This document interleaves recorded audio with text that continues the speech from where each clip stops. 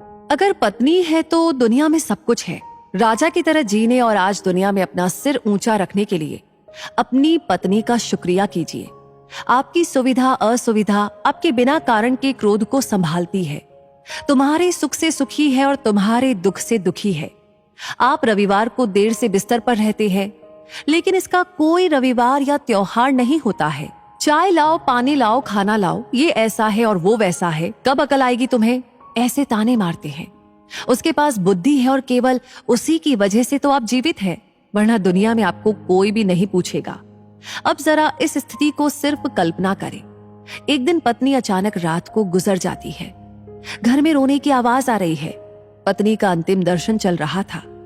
उस वक्त पत्नी की आत्मा जाते जाते जो कह रही है उसका वर्णन, मैं अभी जा रही हूं, अब फिर कभी नहीं मिलेंगे।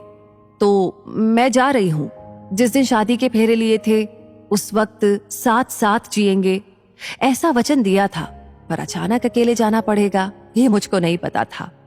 मुझे जाने दो, अपने आंगन में अपना शरीर छोड़कर जा रही हूं। बहुत दर्द हो रहा है मुझे, लेकिन मैं मजबूर हूं। अब मैं जा रही हूं, मेरा मन नहीं मान रहा, पर अब मैं कुछ नहीं कर सकती। मुझे जाने दो। बेटा और बहू रो रहे हैं, देखिए मैं ऐसा नहीं देख सकती और उनको दिलासा भी नहीं दे सकती हूँ।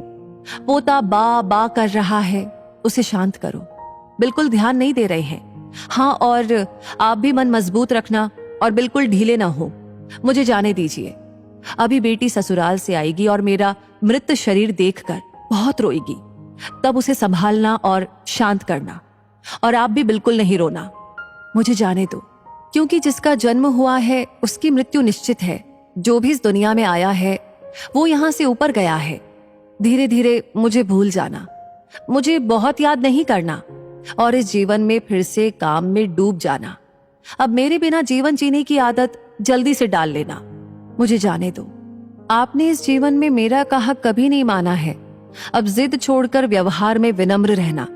आपको अकेला छोड़कर जाते मुझे बहुत चिंता हो रही है, लेकिन मैं मजबूर हूं। मुझे जाने दो। आपको बीपी और डायबिटीज है, गलती से भी मीठा नहीं खाना, अन्यथा परेशानी होगी। सुबह उठते ही दवा लेना न भूलना। चाय अगर आपको देर से मिलती है तो बहू पर गुस्सा न करना। अब मैं नहीं हूं ये समझकर जीना सीख लेना। मुझे जाने दो। बेटा और बहू कुछ बोले तो चुपचाप सब सुन लेना। कभी गुस्सा नहीं करना, हमेशा मुस्कुराते रहना, कभी उदास नहीं होना। मुझे जाने दो। अपने बेटे के साथ खेलना, अपने दोस्तों के साथ समय बिताना।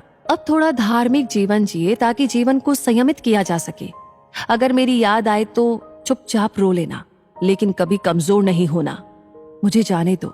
मेरा रुमाल कहाँ है, मेरी चाबी कहाँ है। अब ऐसे चिल्लाना नहीं। सब कुछ ध्यान से रखने और याद रखने की आदत डालिए। सुबह और शाम नियमित रूप से दवा ले लेना। अगर बहू भूल जाए तो सामने से याद कर लेना। जो भी खाने को मिले प्यार से खा लेना और गुस्सा नहीं करना। मेरी अनुपस्थिति खलेगी पर कमजोर नहीं होना। मुझे जाने दो। बुढ़ापे की छड़ी भूलना नहीं और धीरे धीरे से चलना। यदि बीमार हो गए और बिस्तर में लेट गए तो किसी को भी सेवा करना पसंद नहीं आएगा। मुझे जाने दो। शाम को बिस्तर पर जाने से पहले 1 लोटा पानी मांग लेना। प्यास लगे तभी पानी पी लेना। अगर आपको रात को उठना पड़े तो अंधेरे में कुछ लगे नहीं, उसका ध्यान रखना। मुझे जाने दो।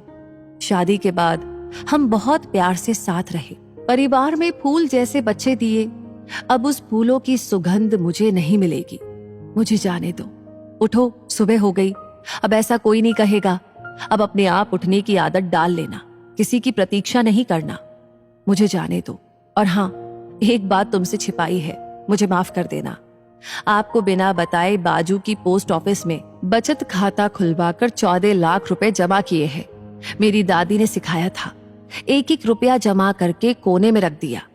इसमें से 5-5 लाख बहू और बेटी को दे देना और अपने खाते में 4 लाख रखना अपने लिए।